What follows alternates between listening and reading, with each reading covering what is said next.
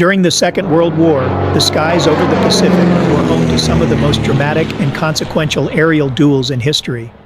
Among the brave pilots of the U.S. Army Air Forces were two men whose courage and honor would leave an indelible mark on military aviation: Colonel Neel Kearby, a decorated ace flying the P-47 Thunderbolt, and his fellow pilot, Captain Bill Dunham. This is the story of ambition, sacrifice, and extraordinary chivalry that unfolded on March 5, 1944, and in the months that followed. On March 5, 1944, Colonel Neel Kearby took to the skies in his P-47D Thunderbolt, Fiery Ginger 4, named after his wife, Virginia.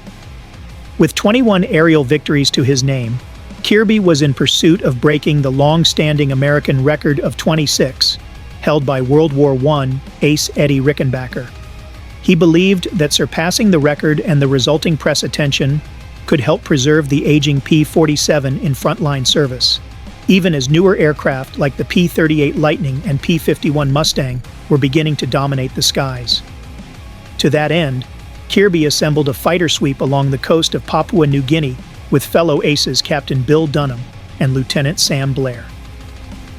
The trio climbed to 22,000 feet, scanning the terrain below for Japanese aircraft.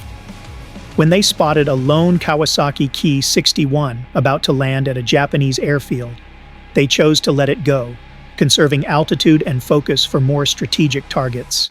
Minutes later, three low-flying Japanese Ki-48 Lily bombers were spotted skimming just 500 feet above the sea. These light bombers, though not heavily armored, were fast and agile in capable hands. The American pilots initiated a coordinated diving attack using the P-47's trademark boom and zoom tactic, diving at high speed to attack and using momentum to climb back out of range. The P-47's 8.50 caliber machine guns, 24 guns between the three aircraft, unleashed a devastating storm of firepower. Dunham and Blair successfully downed their targets. Kirby, however, was unable to bring down his bomber on the first pass and broke one of his own cardinal rules: never lose speed or altitude in combat. Determined to finish the job, he looped around for another attack, a maneuver that left him slow and vulnerable at low altitude. As Kirby slowly climbed after downing the bomber, a lone Ki-43 Oscar spotted his vulnerable position and attacked. The Japanese pilot riddled Kirby's aircraft with machine gun fire. Dunham, realizing the danger, dove to intercept and destroyed the Oscar, but it was too late. Despite a desperate search over land and sea, Dunham and Blair, low on fuel, were forced to return to base. Dunham attempted to refuel and continue the search, but with nightfall approaching, his squadron mates had to physically restrain him from risking his life further.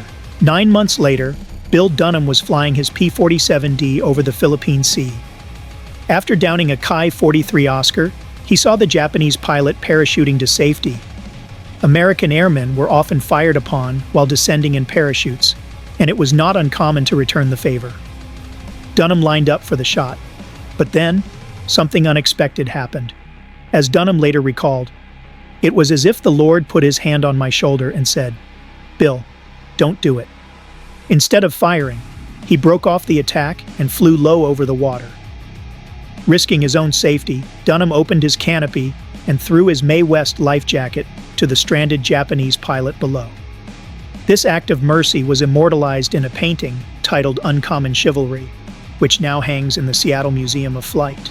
In 1948, the Australian Air Force located the wreckage of Kirby's aircraft deep in the jungle. Local villagers reported that Kirby had survived the bailout, but succumbed to wounds sustained either in the aircraft or during his descent.